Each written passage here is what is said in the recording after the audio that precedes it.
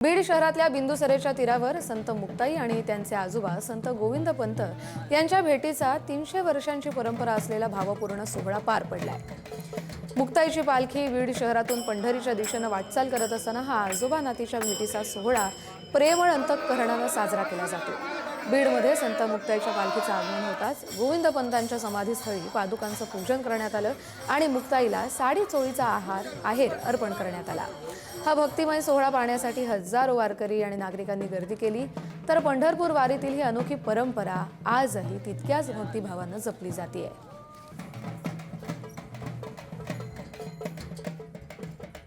मुक्ताई नगर येथून पंढरीच्या वाटेवर असलेली मुक्ताईंची पालखी बीडमध्ये 2 दिवसापासून मुक्कामी होती आणि आज ही पालखी पंढरीकडे मार्गस्थ होत आहे। तत्पूर्वी मुक्ताई यांचे जे आजोबा आहेत गोविंद पंत त्यांच्या समाधीच्या ठिकाणी हा पालखी सोहळा पोहोचलाय आणि आजोबा नातीच्या भेटीचा हा सोहळा या ठिकाणी पार पडतोय। आपण पाहू शकतो समोर जी आहे ती गोविंद पंत यांची समाधी आहे आणि या ठिकाणी मुक्ताईंच्या पादुका आणण्यात आल्या आहेत आणि या ठिकाणी आजोबा नातीच्या भेटीचा हा सोहळा पार पडतोय। मोठ्या संख्येने पालखीतील वारकरी असतील, बीडमधील भाविक असतील या ठिकाणी दाखल झालेत आणि या आजोबा नातीच्या भेटीच्या सोहळ्याच्या ठिकाणी दर्शन देखील आपल्याला घेताना पाहायला मिळत आहेत। आपण जर पाहिलं तर गेल्या 300 पेक्षा जास्त वर्षांची ही परंपरा आहे।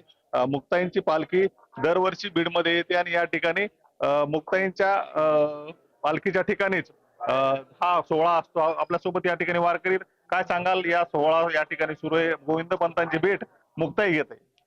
हा एक अलोभनीय क्षण आहे आमच्यासाठी, कारण की मुक्ताबाई आपल्या आजोबाला भेटायला आपल्या आजोळा घरी येत आहेत याचा फार आम्हाला सर्वांना वारकऱ्यांना आनंद होतो आहे।